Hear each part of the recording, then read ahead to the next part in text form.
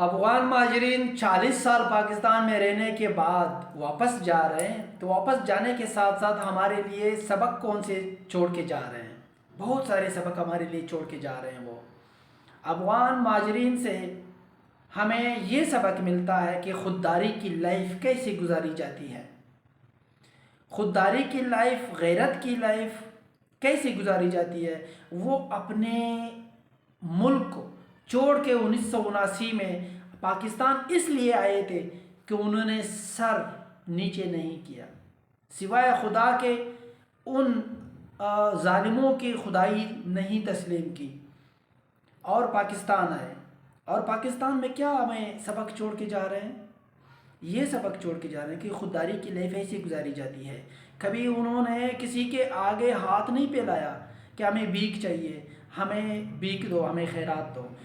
انہوں نے یا تو ریڑیاں لگائی ہے یا تو کچرا اٹھایا ہے، ہمیں ہر وہ ادنا چھوٹے سے چھوٹا کام اور بڑے سے بڑے کام تک انہوں نے رسائی کی، اور انہوں نے اپنی لائف، اپنی خودداری کی لائف ہمارے ملک پاکستان میں بھی گزاری۔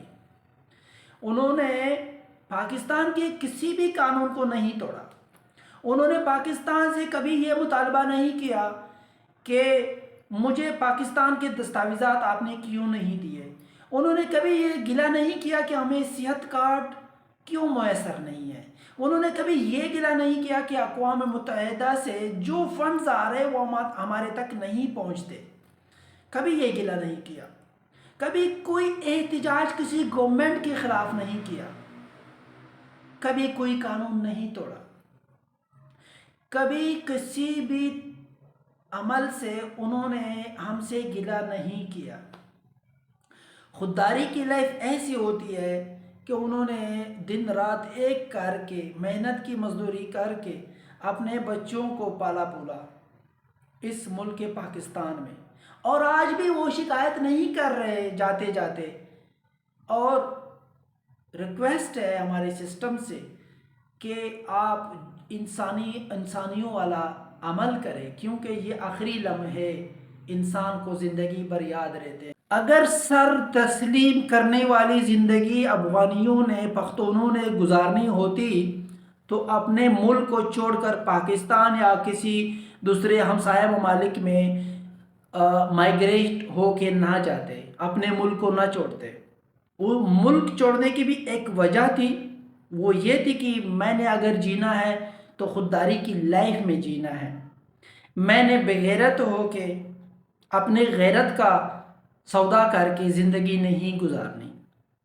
اب بھی اگر دیکھا جائے تو پاکستان نے، ہمارے سسٹم نے افغانیوں کے گریبانوں تک ہاتھ پہنچایا۔ جب یہ نوبت آئی، جب عزتوں کی بات آئی، تب افغانیوں نے سب کچھ چھوڑ کے، لیلام کر کے چلے گئے۔ کبھی یہ گلہ نہیں کیا افغانیوں نے کہ ہم نے پراپرٹی نہیں لی، ہمیں پراپرٹی کیوں نہیں ملی۔ کبھی اگر دیکھا جائے تو ایک بھی گلہ نہیں کیا، ایک بھی گورنمنٹ کے خلاف انہوں نے احتجاج نہیں کیا، ایک بھی قانون سے اگر ان کو ورغلایا ہمارے نادرا سسٹم نے، ہمارے دوسرے انتظامیہ سسٹم نے، ہمارے کسی بھی سسٹم نے اگر ورغلایا تو اس کا بھی گلہ نہیں کیا۔ اور یہاں تک کہ وہ جو فنڈز اقوام متحدہ سے ان کے نام ہی آتے ہیں، ان کا بھی گلہ نہیں کیا۔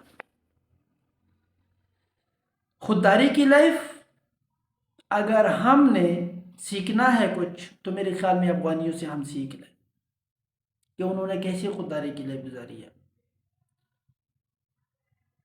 باقی وہ ہمارے مسلمان بھائی ہے، ہمسایہ ملک ہے، اور وہ زیادہ تر تو یہ اگر کہا جائے کہ وہ ہمارے پختون برادری ہے، وہ پختون ہے۔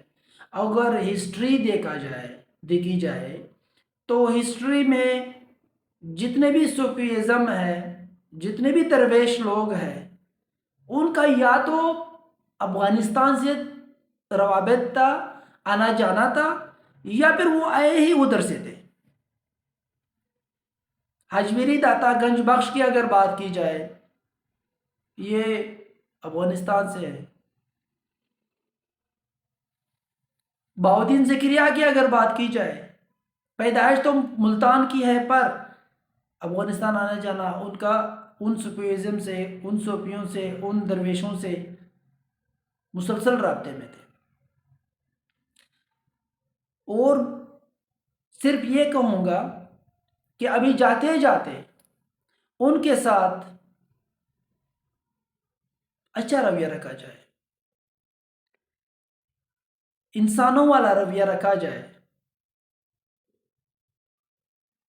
باقی ہمارے ملک میں اگر بدامنی ہے تو ان کے وجوہات یا ان کے جو وجہ ہیں یا پھر ان کے جو سبب ہے وہ تقریباً ہمارے کنٹرول میں، اگر ہم کرنا چاہیں تو کنٹرول میں ہے، ہم کنٹرول کر سکتے ہیں۔ ہم ایک ایٹمی طاقت ملک ہے، ہم کچھ بھی کر سکتے ہیں، اپنے باؤنڈری وال کو بھی ہم کور کر سکتے ہیں۔ ہم اپنے ملک میں جس جہاں جہاں کونے کونے میں ہم جو چاہیں وہ کر سکتے ہیں۔ ایک ٹیکنالوجی جو ہمارے ملک میں ہے وہ کسی ملک سے کم تو نہیں ہے، تو جو ہم چاہیں وہ ہم کر سکتے ہیں۔ جاتے جاتے ایک ریکویسٹ اور کروں گا سسٹم سے، انتظامیہ سے، کہ اگر آپ نے شروع میں 1978 کا ڈیمانڈ رکھا تھا پختون بھائیوں سے جو پاکستانی ہے، جو پاکستان میں 1978-65 آپ کے کشمیر، ہمارے کشمیر کی جنگ میں وہ شہید ہوئے، یہاں تک ان لوگوں کو بھی پریشان کیا جا رہا ہے۔ اب ہم اگر عدالت جائیں تو کس کس کے لیے ریلیف لے کے جائیں؟ اور ہمارے سسٹم میں یہ بھی ہے کہ اگر ہم ریاست کے اس سسٹم کو اگر چیلنج کرتے ہیں تو کل کو ریاست ہمارے ساتھ ذاتیات پہ اتر آئے گا، سسٹم ہمارے ساتھ ذاتیات پہ اتر آئے گا۔ تو ہم تو سسٹم کے لیے، سسٹم کے دائرے میں، سسٹم کے قانون میں ہم نے یہ کالا کوٹ پہنا ہوا ہے، سسٹم نے ہی ہمیں ڈگری دی ہے، ہم سسٹم کے تابع ہیں، مجبور بھی ہے، تابع بھی ہے، ہم نے کرنا بھی ہے، آئین کے سائے میں بھی ہے، قرآن و سنت کے سائے میں بھی ہے۔ بہت سارے ایسے سوال ہیں جو کرنے کو ہے، جواب طلب کرنے والے سوال ہیں، پر حالات موجودہ میں کر نہیں سکتے۔ خوش رہے، اپنا خیال رکھیے گا۔